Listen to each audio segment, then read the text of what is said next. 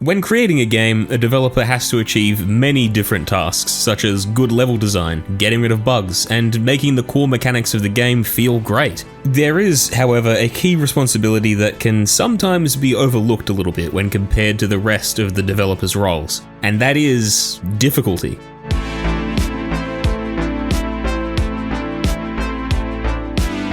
The difficulty in a game is understandably a very important aspect and a surprisingly, difficult problem to approach. The problem arises from the fact that there is no one-size-fits-all description of difficulty when it comes to game development, largely due to the large and vast number of genres and just how wildly different the needed skills to play them are. Simply put, there is no proper solution to the problem of difficulty, because difficulty just varies too much and is oftentimes incomparable. For example, the skill set needed to play a real-time strategy game is entirely separate from a puzzle game or a first-person shooter.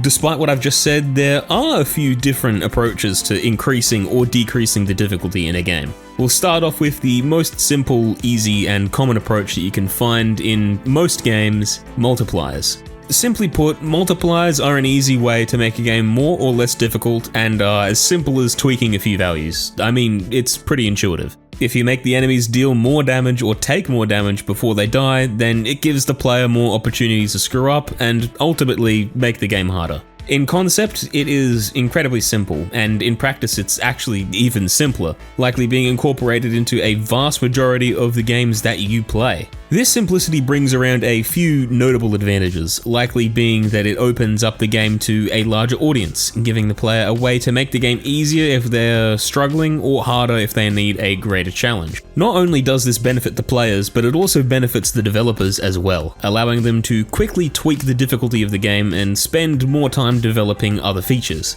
This is why you can see this be used in many different levels of the industry. Indie developers can use this and get more time to polish other aspects of the game, while AAA companies can save some extra money because there's less to do. All around, it's a pretty good solution. However, there is one issue that can arise from using simple multipliers, and it comes from the players who are really just too good at the game: speedrunners. Okay, I made that sound like speedrunners themselves are the problem, but it's really not. See, when you get really good at games mechanics, the difficulty increase or decrease doesn't really matter when it comes to multipliers. I mean, if you're so skilled at the game that you're not going to get hit by an enemy, does it really matter how much damage they do?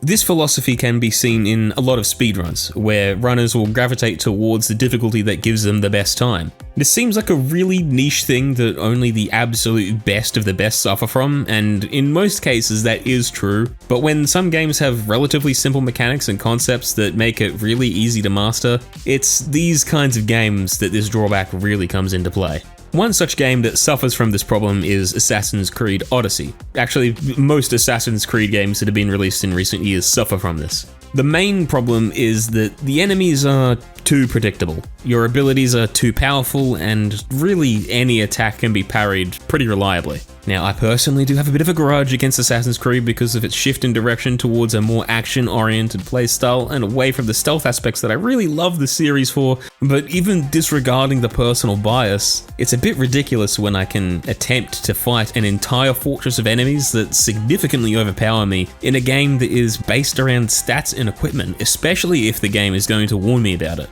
If I played this game the way that I was supposed to and fought enemies in an appropriate level range, it would just be easy and boring. Surely there's got to be some kind of alternative to this, a way to make the game more challenging from a skill perspective. Actually, there is. An approach to difficulty that makes a game harder, not by punishing a player's mistakes harsher, but by actually challenging the player's skill. You know what? I've got the perfect game in mind. Fury's approach to difficulty is significantly different from increasing a few stats, but rather changing the enemies themselves. Instead of making enemies simply deal more damage or take longer to kill, Fury makes changes to their attack patterns, fundamentally modifying each and every fight you have. You see, this works extremely well for a game like Fury, seeing as it's a mix of several distinct genres that would typically benefit from this style of difficulty, combining aspects of bullet hells, twin-stick shooters, hack and slashers, and this one might be a little bit out there, but I also feel like the parrying in the game feels a little bit like a rhythm game of sorts. This switch up in approach to difficulty really changes how the game feels. By giving the enemy more opportunities for their attacks to hit, it demands the player to avoid making more mistakes and forces them to be consistent with their play rather than just throwing the same situations at the player at every difficulty. This of course gives the game a few advantages. Since the way you're expected to play the game can change fundamentally with the difficulty, this approach does add a lot of replayability and will keep the player entertained for longer, while also giving the best players more of a challenge and variety in gameplay. This does pose its own unique set of problems though. Players that, simply put, aren't good at the game will struggle significantly more on the higher difficulties because of how much the expectations can change. Players can also struggle to try and find a difficulty that suits them appropriately as well. You see, much like the problem with difficulty, there is no one-size-fits-all description of a player. Using this sort of difficulty, you're going to have people that find one difficulty relatively easy, but the next level up borderline impossible. At least with a game that just multiplies how much damage the enemy does, they can still adapt to it and improve their ability to respond to certain situations. Seeing as the approach of changing attack patterns puts the player in a modified or sometimes even an entirely different fight, it's easy to understand why some players would have a rough time. This will also significantly increase the workload of a developer as well, considering that they have to essentially design an entire new set of attacks for each enemy in the game, forcing more resources and time to be spent. For those two reasons, this approach is used less often, but can still be found in certain genres where this style of approach is more or less required, such as, bullet hell's twin sticks, rhythm games. Basically, if you split Fury up into the genres it encompasses, you'll find that most of those need this style of difficulty in order to work. Now, these two approaches are largely reserved for single-player games and work great in those situations, but it's impossible to ignore multiplayer games in today's day and age. Sure, cooperative games such as Payday 2 or Borderlands can still use these approaches pretty effectively, but the average gamer nowadays is a bit less cooperative and much more competitive. The goal line, but now his team is scrambling. 2 players gone. Bahama to finish. Oh my goodness! We keep going. Take it down to It might seem a bit strange to think of competition as a form of difficulty, but when you take a step back, you'll realize that it's actually formulated entirely around balancing the difficulty for a player. In fact, a competitive mode with ranking is actually one of the oldest tricks in the book. You see, there's this old Chinese board game called Go that kind of incorporates this using a Dan system. I won't get too far into the complexities of this, but let's just say that at the very least, competitive gaming with some form of ranking system has been around for, 2,500 years? So, yeah, not exactly a revolution. Revelation?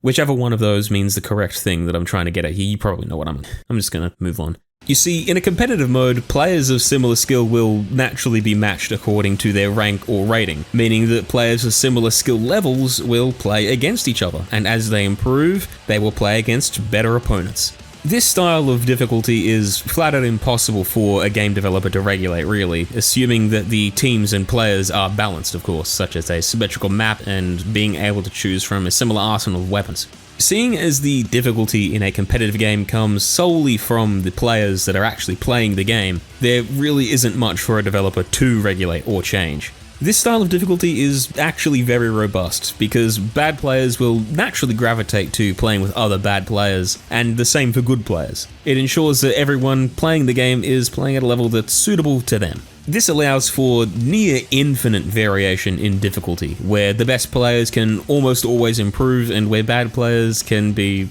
worse. All in all, it's a pretty comprehensive solution to difficulty for online games. In order to keep track of the players' ranks, they all need to be stored in regulated servers. This means that the game developers need to consistently host a server that will keep track of all games played, all players' ranks, and actually hosts each game, just to keep things, regulated and fair. This actually leads really well into another reason why developers would need to run a server and host each game themselves, and it's to do with cheating. As with many things in life, if people get competitive over something, people are going to try and rig the odds in their favor.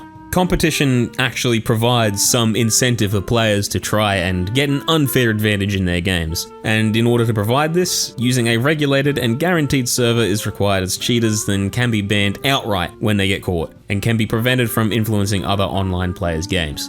So basically, to summarize, a competitive game requires a competitive ready server, and this means a lot of ongoing expenses for any business. Not only that, but a competitive game relies on the assumption that there is a large enough player base to actually find players of similar skill level. You know, living in Australia and being on OCE servers, low player counts is a pretty frequent problem for me, and can cause some pain when you get paired against some of the best players in the country in your first ever game. There are some other things that I could talk about as well in regards to difficulty, but I think I might save those for a future video. So if you like this, you know, thumb button, subscribe, yada yada yada, you know, just go do it.